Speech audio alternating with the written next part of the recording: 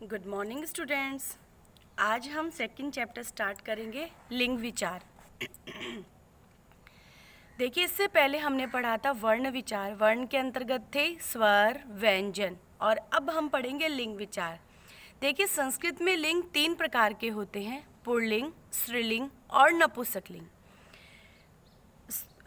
लिंग के 3 प्रकार है: पुल्लिंग, स्त्रीलिंग और नपुंसकलिंग। अब देखिए, संस्कृत में पुल्लिंग शब्द यानी पुल्लिंग शब्द कौन से होते हैं?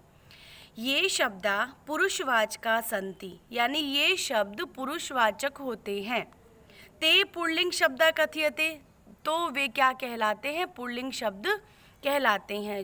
जो शब्द पुरुषवाचक होते हैं वे पुल्लिंग शब्द कहलाते हैं। पुल्लिंग शब्दा द्व प्रकारोस्त, पुल्लिंग शब्द 2 प्रकार के होते हैं: अजंता और हलंता। अजंता यानी अज और हल। मैंने आपको स्वर और व्यंजन के बारे में पढ़ाया था तब भी आपको समझाया था कि अज यानी स्वर और हल यानी व्यंजन। तो पुल्लिंग शब्द भी 2 प्रकार के होते हैं: अज और हल यानी अजंता और हलंता। अब देखिए, येषां शब्दानाम अन्ते स्वरा भवन्ति ते अजंता कथयन्ते। जिन स्वरों के अंत में, येषां यानी जिन, शब्दानाम यानी शब्दों के, अन्ते यानी अंत में, स्वरा यानी स्वर, भवन्ति यानी होता है, ते अजंता कथयन्ते, तो वे स्वर कहलाते हैं। येषां शब्दानाम अन्ते व्यंजनानि भवन्ति, इन शब्दों के अंत में व्यंजनानि भवन्ति ते हलंता कथयन्ते। जिन शब्दों के अंत में व्यंजन होते हैं वे हल कहलाते हैं। अब देखिए, इनका हिंदी अर्थ: जो शब्द पुरुषवाचक है वे पुल्लिंग कहे जाते हैं, और पुल्लिंग शब्द 2 प्रकार के होते हैं: अजंत और हलंत। जिन शब्दों के अंत में स्वर होते हैं वे अजंत कहे जाते हैं, और जिन शब्दों के अंत में व्यंजन होते हैं वे हलंत कहलाते हैं। अब उदाहरण देखिए, अजंत पुल्लिंग शब्दों के। पुल्लिंग कौन से होते हैं? जो पुरुष जाति का बोध कराते हैं वे पुल्लिंग शब्द होते हैं। अब देखिए, अजंता पुल्लिंग शब्द का हम उदाहरण देखते हैं: अकारांत शब्द। अब देखिए, अकारांत शब्द कौन से होते हैं?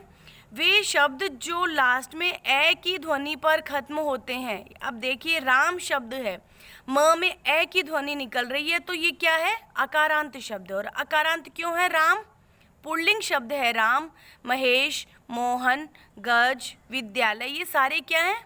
पुल्लिंग शब्द है। और इन सभी के लास्ट में ए की ध्वनि निकल रही है, तो ये सारे के सारे अकारांत शब्द है। अब देखिए, इकारांत शब्द: कवि, ऋषि, यति, हरि, रवि, ये सारे के सारे पुल्लिंग शब्द है, लेकिन ये ई की मात्रा पे खत्म हो रहे हैं, तो ये इकारांत शब्द के उदाहरण हैं। यानी शब्द का आखिरी वर्ण जिस मात्रा पे खत्म होता है वह कौन सा? उसी मात्रा का रांता शब्द कहलाता है, यानी इकारांता शब्द हैं।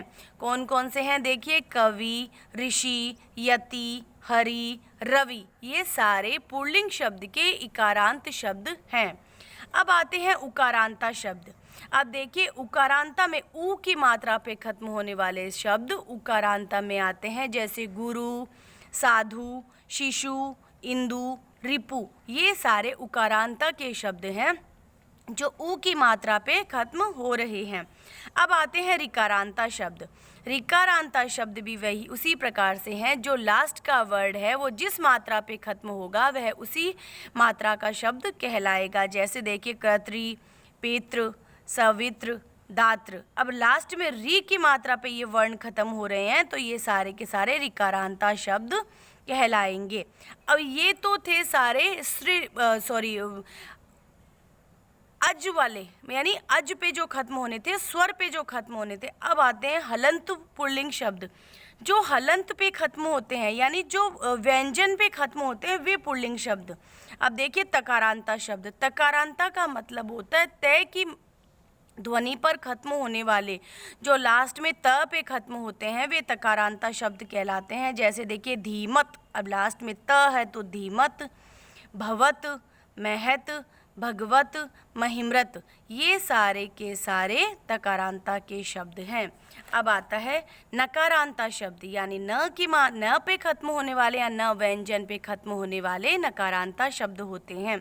आत्मन, राजन, महिमन, अश्वन, इस तरीके से न की ध्वनि पे खत्म होने वाले नकारांता शब्द कहलाते हैं।